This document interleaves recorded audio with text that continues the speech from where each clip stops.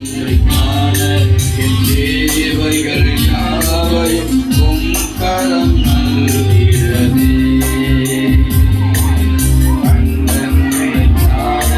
என் தேவைகள் யாவையும் உம் கரம் நல்கிறதே.